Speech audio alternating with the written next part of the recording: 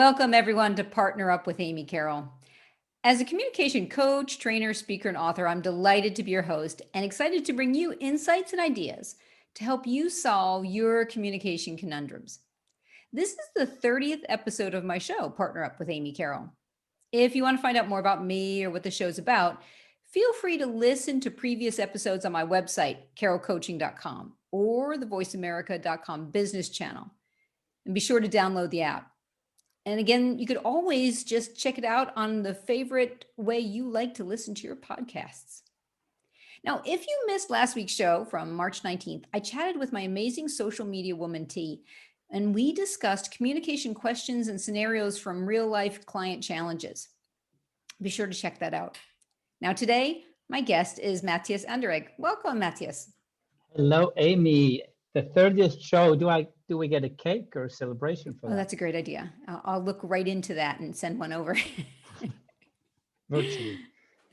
So, Matthias, you and I first met, it was, I'm going to say 5 years ago, in Keebler College in Oxford, England, at a conference. And the reason I remember this so well was because that supposedly was the hallway where they filmed some of Harry Potter. And they even had like some statues there. Do you remember those? Yeah. It was like old British. Just think of Harry Potter, and then you're there, right? Yeah, a very, very classic environment. And the conference we were at is the AIN conference, which stands for the listeners, is the Applied Improv Conference. Now, listeners, this is just, the most fun for me professionally to hang out with 200 improvisers. And the people are coming from all different sectors. And the one thing we have in common, other than being just lovely, fun, easygoing human beings, I think that's a pretty safe generalization, is that we use improv techniques in our work, whether it's to teach collaborative skills or risk taking.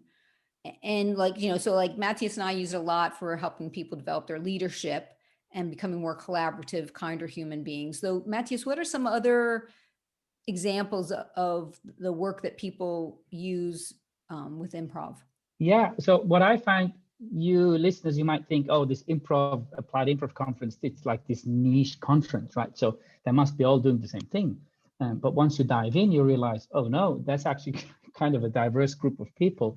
So one of the examples that always sticks with me is there are a group of people that do improv with inmates to prepare them when they get out to cope with everyday life, or people who teach language skills through improvisation rather than going to the textbooks and learning things by heart.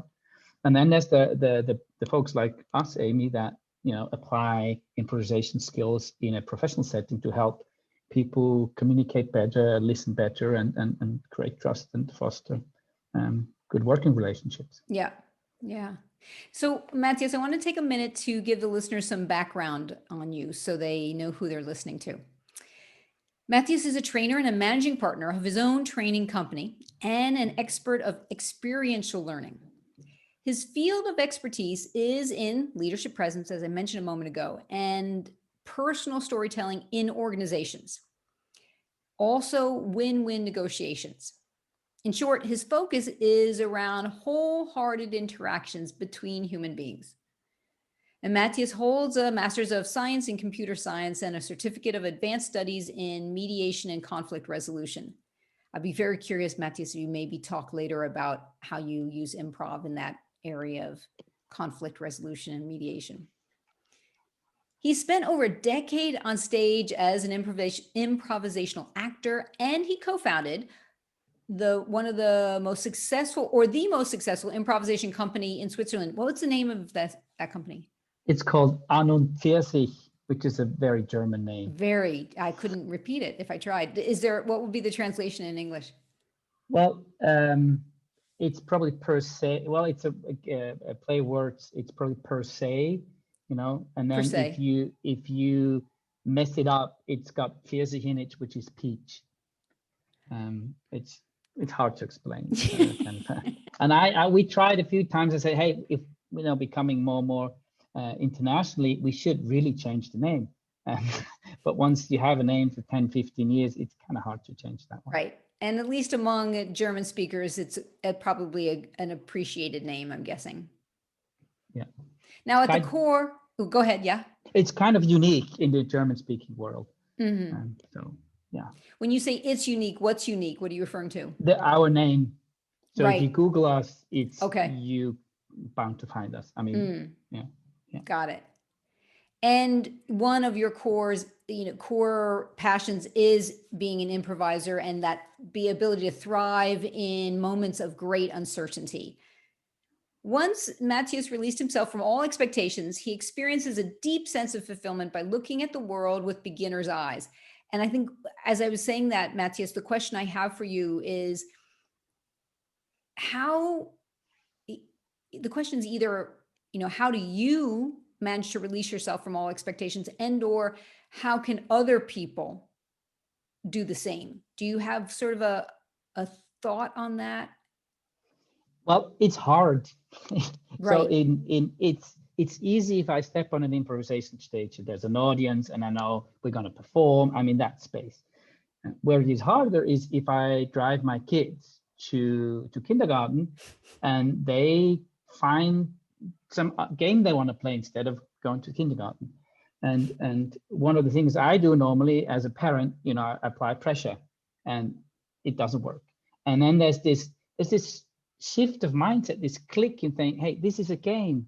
Why I pay attention what's there and play along. And then all of a sudden, most of the time we actually achieve our goals a lot better with less stress. But it needs that little moment of taking a breath and stepping back. And I think it's similar with the predator prey and partner concept. It's that moment of holding still and taking a breath. And when you were talking a second ago, what came to me was sort of the mindset of partner, which I try to embody in myself and teach others, is first being aware I'm attached to something, that I have an expectation. And the irony is, just by consciously realizing, oh, I'm attached to this, makes me a little less attached. It loosens things up a tiny bit. Like, oh, that's where some of the challenge is. I really wanting this one thing. And then the second thing I heard you say was, which I love to do, which is turning it into a game. What's the opportunity here? And yes, it may be true that there's certain situations and expectations and you got to hit your mark, though more often than not, if we just realize, ooh, I'm attached to what I want and, what's the game here? Often, like you said, you end up getting, achieving your outcome. Yes, and sometimes you're not even attached to the outcome, but you're attached to the way you reach the outcome. And I think that's where it gets difficult. Okay. For instance, you want to get the kids dressed and you want to start with one kid and then finish that person, that kid, and then you want to, dress the other kid. Yeah. But the outcome is to get them ready to leave house. Right. And sometimes I start with the pants with one and then he doesn't want to go, continue. So I switch to the other one. So I change the order in how I get them dressed. But if I'm getting stuck on the habit of the procedure, then it gets kind of narrow and nasty. That's nice. So being hyper flexible in certain times pays off. Yeah. And not being flexible, sorry to interrupt you, not being flexible on the goal, but on the path to get there. Exactly, because you're so right. It is, unless you're going to cross some ethical dilemma, often there's a lot of, as they say, many paths to the same outcome or something like that. I might have just made that up. It's so true. Yeah. One other thing I want to say to listeners about you is that how gifted you are with such a deep understanding of others and this instinctual sense of interactions and relationships. That is something that I've always appreciated in our friendship, and how we can take such a deep dive after months of not being in contact and get into a juicy conversation about things. Yes. Do you want me? Was that a question? No. Thank you. Yeah. So relationships, I think when you're on stage improvising, the only thing you've got is yourself and the relationship with your colleagues on stage. So that trust is something, we practice improvisation, but we don't practice scenes, but we practice, how we trust each other and we help each other out. And I think that's, if you have that also in a working environment, a level of trust, then, and you got to build the trust not when the shit hits the fan, but before. Right.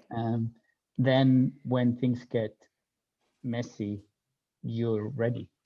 So when you're talking, something just came to my mind, and I don't think I've shared this with you. So one of the challenges I have when I'm performing on stage doing improv with my colleagues is I don't look at my colleagues enough, my co-actors. And there's so much rich information there that I could get from them, and I'm a little bit too busy in my head. So one of the cool things about doing improv on Zoom meetings is, you've got your face on with each other.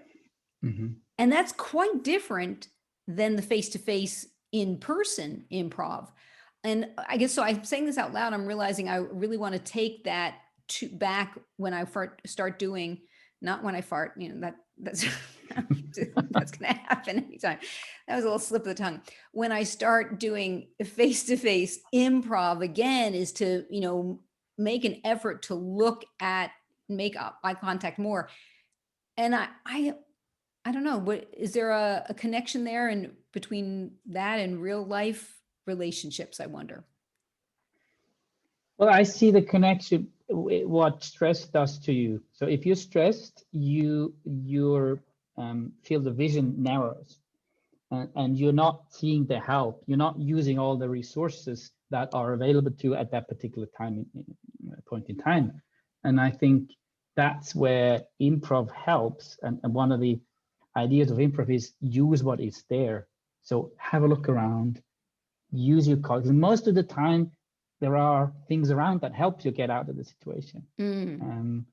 If you're stressed, is actually one of the biggest enemies of improvisation. So how can you get out of the stress of doing it all by yourself and accept help and look around? Yeah. And that trusting that the other person's there to make you look good, I think we forget that a lot. Mm-hmm. And when I can hold on to that, I tend to relax a little bit and the stress often decreases. Yeah, and interesting enough, it has to do with control also. So if I control my environment, it works well. Then if the stress level rises and I still try to control, and there's this moment when the complexity surpasses my brain's capacity to control, and then I can let go. And that's what I said, what you said before about when do you start improvising, and sometimes when the complexity is just too much, then there's this blink of an eye, and all of a sudden I'm free, and then the flow starts again. Isn't that ironic that the level of complexity can actually be an invitation to improvise? Yeah, and then I'm in that zone where I feel like I can't handle it, so I gotta trust my gut, and then it all somehow seems to come together most of the time. What I described you a moment ago, I'm curious to know, and you've already started to move into this area though, what is an example of your ability to sense interactions and relationships? So one of my highlights from 2020 was I organized an improv space camp. So we're 12 participants, and I was leading that camp, and it was 4 days long. We had overnight stays and a theater space.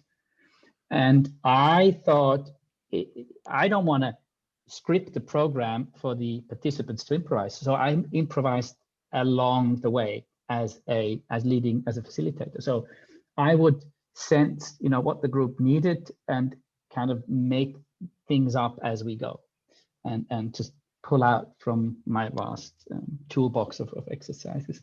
So your question about sensing the relationships and the energy in the room, what would the group need now? Would they need something more energizing or a deep exercise? And it turned out to be fantastic for days. So Although what I was was, an example of where you sensed something and you made a conscious decision to for do it instance, based? where we did exercises that were kind of intimate or personal and share some personal insights about your life and improvisation, and that there was this kind of heavy atmosphere. It's, good, but and then I had this sense of we need to do something really funny afterwards, and it felt like consciously you can't do that. People are in this space where they they're doing some deep transformation, and when I did it anyway, it was such a relief, and it wasn't funny destroying what was before, but Right. somehow adding a new flavor of life, and that was very rewarding for me and for the participants. What did you do that was so funny? I think we played a game, whiskey mixer, where you A whiskey mixer. Oh my God. yeah. Yes. So how do you play this game? So it's called whiskey mixer, and you gotta pass the word around, and there's two or three different words: Messwechsel, whiskey mixer, and Max. I can't even say Wachsmaske. That's in German. So the idea is Mr. Whiskers, I think in English we say. Okay. Whiskey mixer, and then there was a third wax mask. Wax. Okay. So the idea is that you pass it along, and if you want to switch side, you have to take say the other word, and it's not about making mistakes. Mistakes are okay, but as soon as you start laughing, yes, you gotta run around the circle. So the idea is not to laugh, and you know how that happens. No, I can't. I'm just remembering playing the game is making me laugh. There's so much joy and silliness in it. Yeah, so it's hilarious, and it's just such a stress reliever to laugh, but this really deep belly laughing where the belly hurts after that. Right. I'm going to go off on a tangent here. I had my family play improv games a couple of years ago, and we played, I don't know if you know this one, The Farm, where everybody gets a different animal sound. And you do it with a big group so that, maybe you only have 7 different animals, and you repeat them. So maybe if you have a group of 30 people and there's 3 cows and 3 horses and 3 frogs. And then I say, okay, you're going to make your sound, and you're going to find your other compatriots, your other, like animals. And they're like, oh, okay, fine. That's fine. Oh, by the way, you have to do it with your eyes closed. And that changes everything. And now it's even more fun doing it in an international setting, because apparently a German frog and an American frog make very different sounds. So they never find each other. Though when I did it with my family, it was funny to watch. We also filmed it. Watching the video back was just side-splitting hilarious. Watching my brother trying to make a horse sound when he's laughing so hard and he can't get it out of his mouth, and he's holding on to my cousin and my mother is like ready to pee, and it was one of my joyous moments. Yes, bringing improv to my family always is.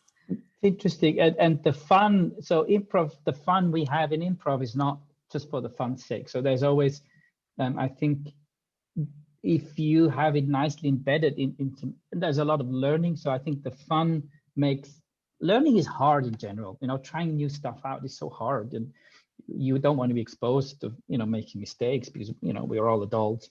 We know our stuff. So having that energy of laughing in between just makes that hard learning part a lot more joyful. Yeah, the embarrassment or the discomfort.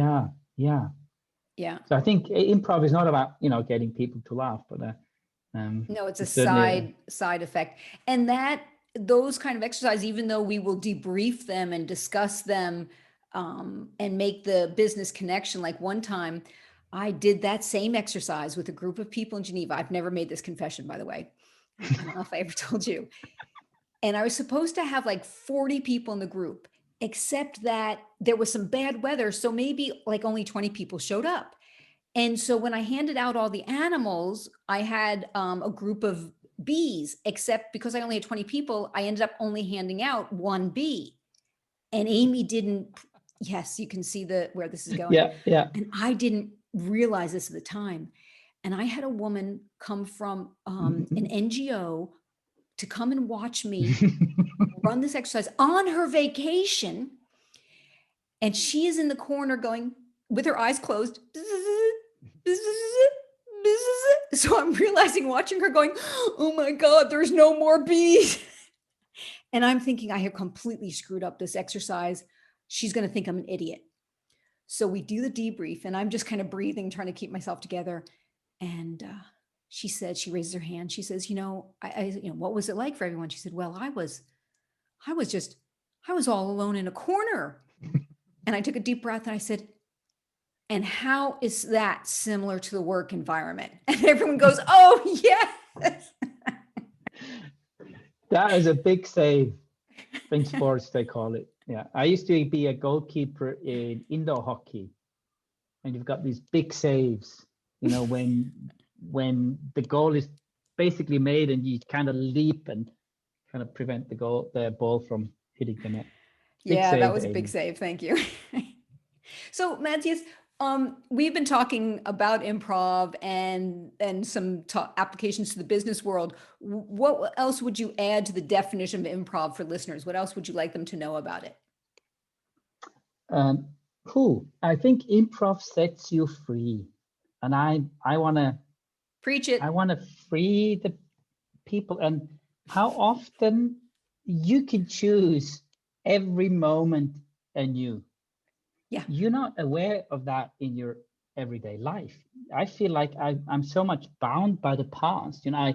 I'm so, and then I was thinking about how improvising decreases in your lifetime. So when I have kids, Lenny and Marvin, the 2.5 and 5 years old, they improvise a lot. But then the older you get, you don't improvise so much anymore.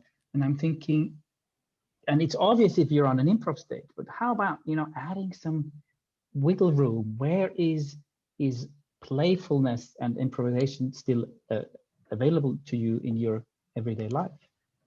And we talked about the ice cream parlor, Amy, and I'm thinking, if I go to the ice cream parlor, I want pistachio. It's just the best, and I don't need to try the other 15 flavors. But then I imagine some person would invent a new flavor that is even better than pistachio, and I would miss out on that for ages.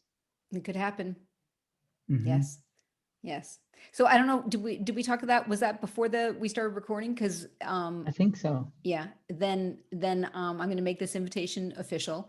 When you come to visit me in Lausanne next time, I'm going to take you to a place called Manu that has, I think it's basil cream cheese ice cream, something insane like that. And it's just out of this world delicious. So you might have to skip the pistachio that time.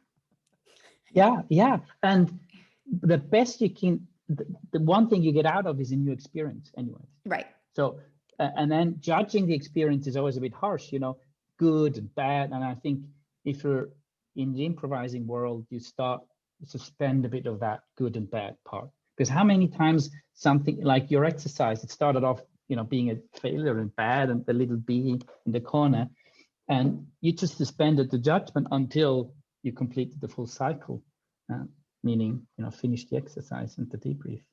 Yeah, that's a good point. And that's when the asking that open-ended question is so often, because when I said that, how is this like, the business world? I don't know what possessed me to say that. And I really thought, people were going to start, just walking out of the room like, that's a silly question. And voila, lo and behold, the connections are made. Yeah. I think improv is also about making experiences, because we don't have a lot of new experiences anymore, so much, and just giving a new, it doesn't need to be the best or nicest experience, but it's very insightful the more experiences you have. I mean, it just teaches you something if you try something new. Yeah. And for me, it's it brings me so much joy because I feel like this is going to sound a little bit arrogant. It's a little bit hard to surprise me because I guess I'm just so clever. I don't know. So when I get surprised, it's like bonus joy because it's spontaneous and it's unexpected, and that's one of the things that I would say that is a constant benefit or payoff to improv is that being surprised and the spontaneity. Yeah. I'm going to talk about the huge surprise after the break. Okay, good. So when we come back, let's do that. And listeners, if you want to find out more about Matthias, you want to connect with him, you can do that directly via email. And his email is matthias@manderegg.ch. Okay, I'm going to spell it. I promise. All right. So, and Matthias is not spelled the American way. So we got MATTHAIS at MANDEREGG.ch. When we come back from the break, we'll be hearing more about improv, about Matthias's experiences. Stay tuned. You're listening to Partner Up with Amy Carroll on the Voice America Business Channel. Welcome back to Partner Up with Amy Carroll. Before the break, Matthias and I were talking about how improv is impacted our lives, how we've been using it professionally. Now, Matthias, I remember before we started the recording today, you had told me you have a surprise story that you promised you would share today. Yes, thank you, All right, Amy. I'm all ears. And what triggered the story was your comment that you're not easily surprised. The same thing for me. Yeah.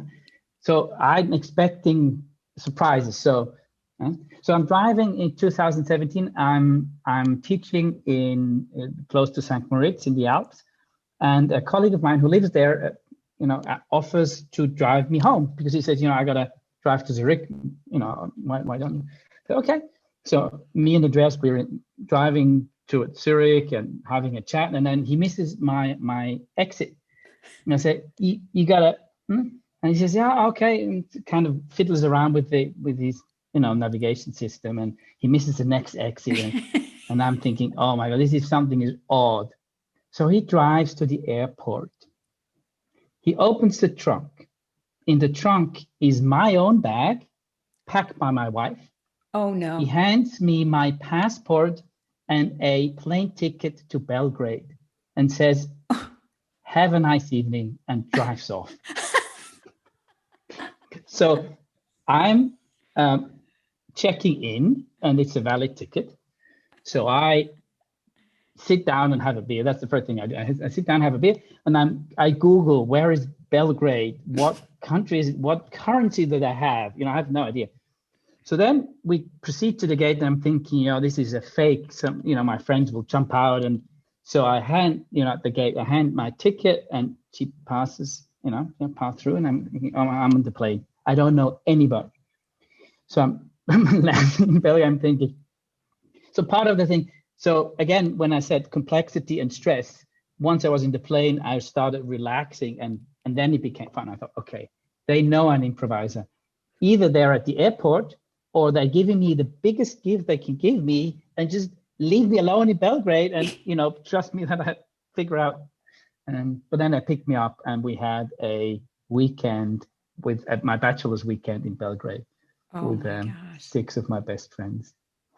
Wow. That is, first of all, that's a lot of trust on your side. They must have known you really well. And one thing that for listeners to know, that one of the tenets of improvisation is accepting the offer, saying yes.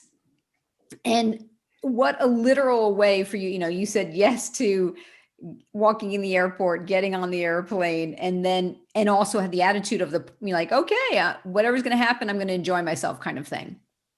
Yeah. Even though you didn't know what that would be.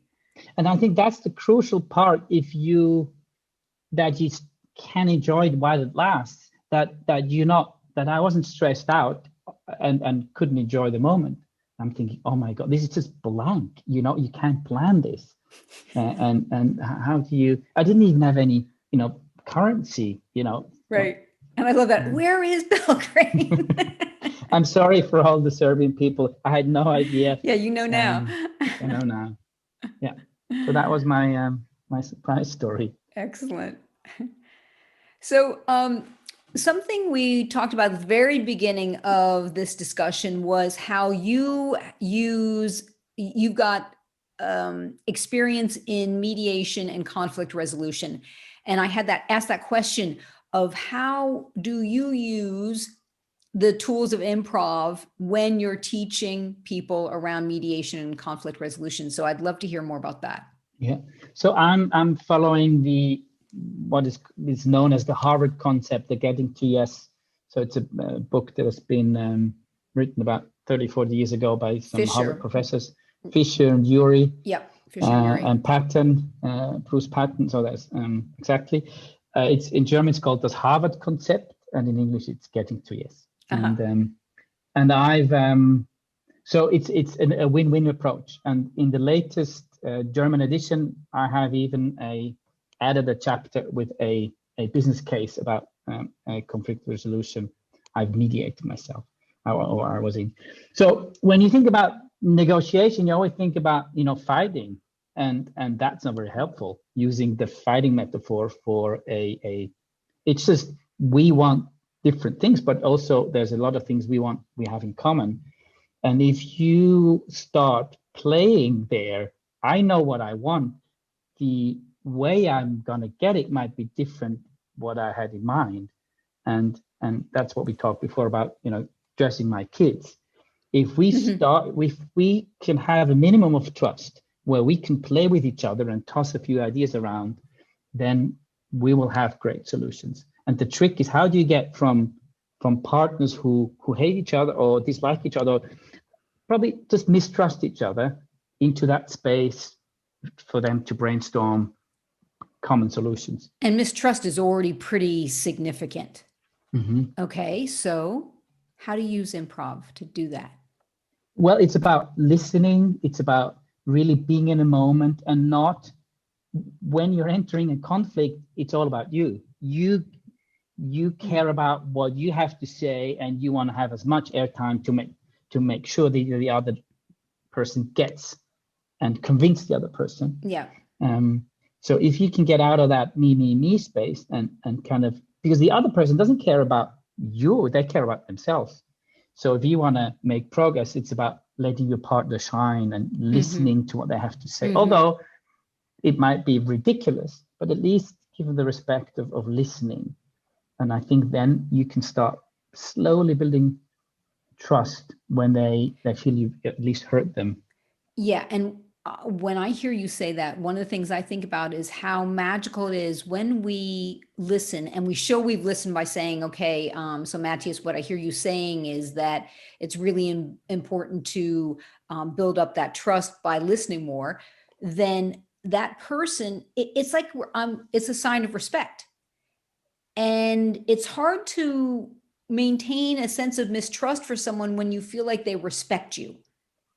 So I feel like it feels like that's a way of like breaking down that mistrust. And it's, hearing what they're saying doesn't mean agreeing.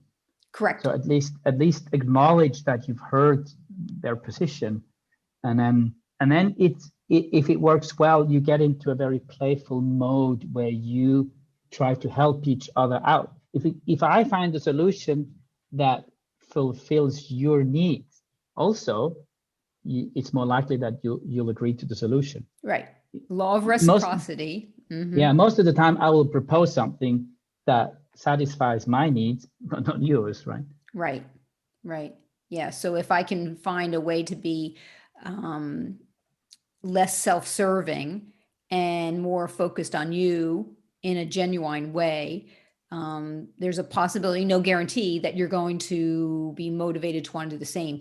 And the thing is, as human beings, the way we're hardwired, tell me if you understand it this way, we actually do want to help each other, because it selfishly will make me feel better about myself if I can help you.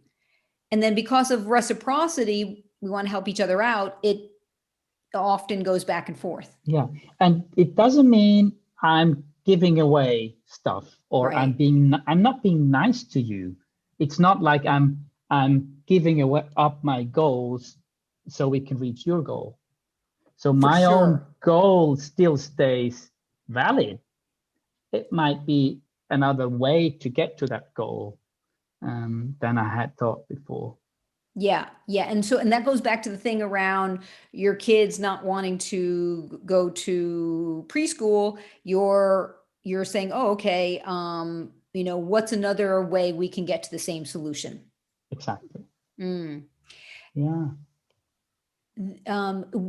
I don't know if you know this, I interviewed a guy who's a professor of negotiation. So for listeners, you might want to check out episode, I think it was from February 26th. I interviewed Giuseppe Conte about negotiating. And one of the things that's really cool, a couple of years ago, I read the book Getting to Yes by Fisher and Uri, and I was shocked how much of the partner mindset and behaviors track with what they're saying. I was amazed, the listening and the pausing and giving space and letting yourself be interrupted and all that stuff.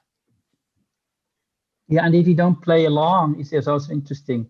About last year, I was bouncing on one of those huge trampolines with my smaller son. He was about 1.5 Marvin at that time. And we were in this place called Skills Park, and they had this huge trampoline area, and he was just being a little kid and jumping and having fun. And then all of a sudden, about a 6 or 8-year-old boy comes up to him and crosses his arms and kind of blocks his way. He wanted to go, so he couldn't pass, and looked really mean at my little one. And I'm thinking, oh my God, what do I do as a parent? And I thought, well, I'll just relax and look. So my Marvin, he didn't pick up the cue of aggression. He thought this other boy wants to play with him, and he smiled at him and he started playing with him. And this whole aggression was just melted away. And I was so amazed how, if you don't play along with that in that game, you take so much wind out of the sails. Yes, and that speaks so much to the one of the partner mindset techniques that I love, which is pretend not to notice when the other person's being a jerk. Yeah. And you treat them as if they're being a reasonable, respectful human being. And it's very hard for them to maintain it because you're not feeding into them what they expect to get back from you. And they're like, okay, so what your son did was he held a stronger frame innocently. And that 6-year-old just decided, okay, this will be easier if I just enter his frame. He didn't even have to pretend. He just didn't understand the aggression game. Right. So we all just pretend to be 1.5-year-olds. I don't notice. Let's have fun. Very cool. Matthias, like me, I see improv has infiltrated many parts of my life. And I'm curious to know how it's expanded beyond the performance stage for you. You shared a couple examples. What are some other ones? I think the trust in coincidences. So trust your gut, or trust that things will come when you need it. So how many times I'm worried that I might not have enough sometime in the future, XYZ. So trusting that you only need it when you need it. So I don't need to have it right now. So that trust that, and also that you can't plan your life 15 steps ahead. So one of the expressions I like a lot in improvisation is, take a first step. Yeah. And then take a first step. And take a first step. It's always the first step, because you don't plan the second step while you haven't moved yet. So you take the first step, and then you have a different perspective, and then you take another first step. Yeah. And some people are worried if they don't have the next 5 steps planned ahead. Right. And one of the things where I see that really unfolding is, at the moment I'm in a breakup with my wife. So it's a personal crisis, especially with kids involved, and we don't have a clue. You're kind of hopeless and clueless where to go next. So one of the things. So not hopeless, though clueless. No, sorry. Yeah, clueless. You have to clarify. We're not. Yeah, yeah. Thank you. So we decided we'll have 2 separate apartments at the moment. that's not the end solution, but we realized at some point we need to change something. So what's the first step that felt, true for or genuine for both of us is separating our living space. And that just happened like 3 weeks ago, and we're still improvising. And surely there will be another step arising out of that one, which we couldn't foresee if we hadn't moved. And I think a lot of things, the improv tenets or the improv mindset in my life is do things and then reconsider and then plan the next step, rather than playing it through in your head. I think that doesn't work very well in the long term. Or, it's okay to maybe play it through in the head and come up with possible options. What I hear that you're saying is you don't want to insist that you must have all the steps lined up, because like you said, it's, I wish I could think of the game that when you do one move, other things change. Or maybe, I don't know, is that chess? Or maybe chess, you only move a piece at a time. And one move impacts the other. So what I'm hearing, and I think this is particularly hard for a lot of people I work with who may be overachievers or may even be perfectionists. And that tends to be, I don't know if that's true for you. I see it a lot more in women, even more than men. And I think there's a history for women that it's not per individual woman. I think there's a way that women have lived in society that in a way, it's a strategy a lot of women choose in order to avoid criticism, in order to stay safe, literally stay safe. Mm-hmm. Mm-hmm. And so I work with a lot of women to help them break out of that pattern of perfectionism. And you've described it so beautifully of it's taking the next step and trusting the process. Well, trust yourself that you will find the next step once you've taken it. And I think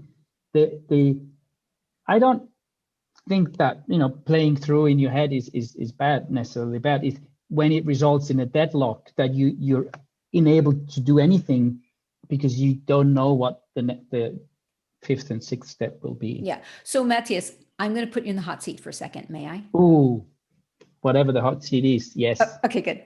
So we're going to do Instant Expert. This is a game except you have no idea what I'm going to ask you. All right. So listeners may not believe this, though. I'm going to come up with a question in my head. And Matthias knows everything about everything, and everything he says is correct because he is Instant Expert. And so this is a great example of an exercise where once I ask Matthias the question, he's going to reflect on a second, and all he's going to have is perhaps the first part of the answer. And so what you'll be hearing or maybe thinking about what he's going to be doing is he's going to be creating it right in the moment. So he's not going to have the whole answer figured out before he starts speaking. Okay. So Instant Expert, welcome. Great to have you back. Hi, Amy. Instant Expert, I know that this whole Corona thing has been challenging. Oh, yes. And yes. And you have become quite well known for the fact that cows are particularly good at social distancing, and that they are able to provide, or how do I want to say this? They provide a good pattern that could be a good role model of how we could use social distancing in our everyday life. Thank you. And so I was wondering if you would expand on that. Why is that cows are so good at this? Well, cows are very particular because they eat a lot of grass, and they have this whole digestive system that is very complex. Yes. Which results in a lot of time in their day is focused on eating and digesting. Mm-hmm. So they just don't have the time to have so much social interaction. So what I was thinking, if we had something that distracted us from the social interactions. Yes. If you were busy 20 hours out of 24 with eating and digesting, we couldn't meet friends. Yeah, good point. So the question is, what could be that activity for us? Mm-hmm. And that's what your book is all about, the activities that we can take on as human beings in order to live a little bit more like cows and be good at social distancing. Yeah. So I'm not saying it's eating and digestion for us. I Correct. think on an individual basis, you got to find something that feels that you can do alone. Yeah. Very important. And that fills the majority of your time. Mm-hmm. For instance, building Lego castles or Lego knitting, castles. Mm-hmm. Lego castles or something. Mm-hmm. And Excellent. I think that's where the cows are just a fantastic example Mm-hmm. of how social distancing could work for us in times of crisis. Excellent. Well, Instant Expert, thank you for your time. This has been very helpful. Excellent. Oh, Matthias, thank you for that. So let's break it down for a second. Mm-hmm. How did you notice the thinking process in your head? I noticed that when you said cows, the whole digestion just popped up. Yeah, and you know, I gave you cows because I thought, you know, you're Swiss. That was you know, since I put you in the hot seat, I thought I'd at least give you something that might make, you know, connection for you. I didn't know that whole thing about the digestion. That's something you knew. So you took what you knew. Yeah. So I took what I knew. So I had this first sentence, this first thought, and that already put me at ease. And then you expand on that.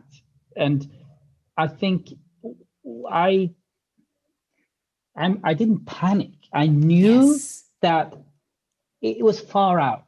I didn't have to answer the question right away. So I could take a bit of time to develop my answer. Yeah. And so I trusted that once the digestion stuff was out there, I'd have a new idea once it was out there. And so you go from idea to idea, and then more kind of looking back on what was the red thread that I've already said, and then somehow wrapping it up. Yeah. And you made me look good. So this is for listeners, this is a basic tenet of improv, is make your partner look good. So I was, as we could tell, creating the question in the moment, because I didn't know I was going to do this to you. And all I had was COVID in my head, and then this cow came up.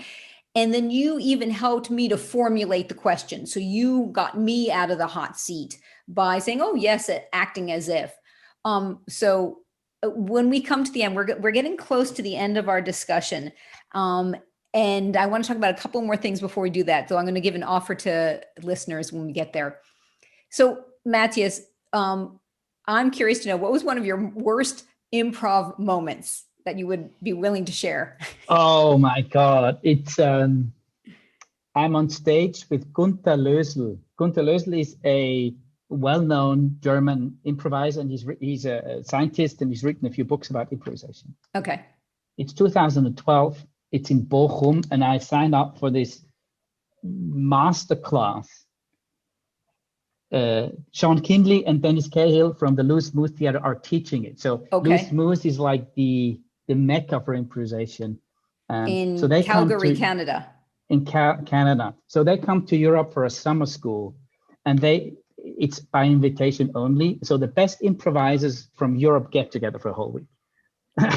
So I'm on that show. And I remember we had a 10-minute scene, and we started playing basketball together. And I felt that was a negative example of, I felt the pressure of everybody's watching the creme de la creme of the European improv scene is here. This has to be good. So we try to make it good.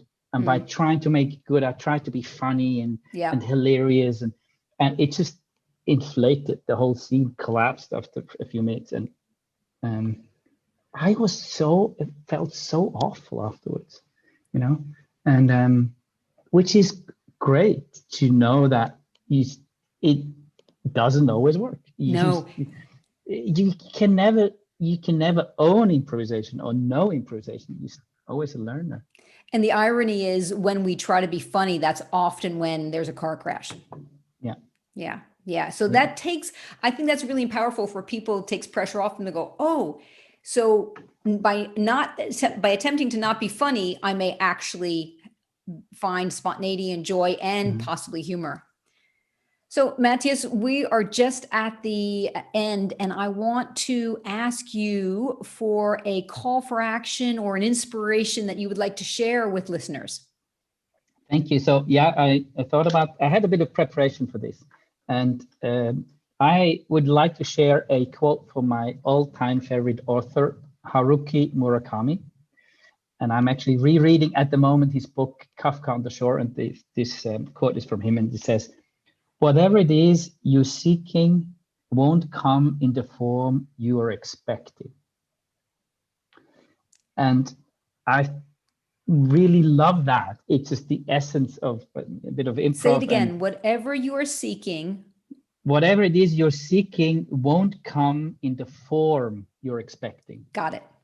Okay. And I'm feeling like sometimes people have a birthday party, and they open the door and the first guest comes and say, no, I didn't expect, please, you can't come in. And they kind of refuse the people. And, you're having this party. Life is a party, and you're looking for something. Don't just judge who's turning up or by the exterior. Just having a, kind of be amazed of in what form things will turn up in your life. Nice. Thank you for that, Matthias. I guess my call for action for listeners goes back to the exercise we did a few minutes ago, the instant expert. If you want to have a list of questions that are already not like the one I just whipped up in the moment there, though I have 26 very entertaining instant expert questions, email me and I will send you that list, and you can torture friends and family from, face to face and on Zoom using these questions and play with your instant expert skills. Also, send me your communication conundrums, clashes, challenges, mishaps, blunders, and successes via email or social media. I will read them and discuss them on future shows and perhaps make suggestions. My email is amy@carrollcoaching.com. That's 2 R's and 2 L's. And if you want to connect with Matthias, you can reach out to him on his email, mathias@manderegg.ch. Now, next week, I'm going to be speaking with Hakeem Novak. He is a former mediator, executive coach, working with successful leaders to help them to become even more successful. And if you're ready to take your superhero partner powers to the next decade, join me for my online leadership presence course. You can check out more information about that on carrollcoaching.com or on any of my social media channels, amy@carrollcoaching. Thank you, Matthias. It's been a wonderful conversation. Thank you, Amy. And thank you, listeners. You've been listening to Partner Up with Amy Carroll on the Voice America Business Channel. Happy partnering, everyone.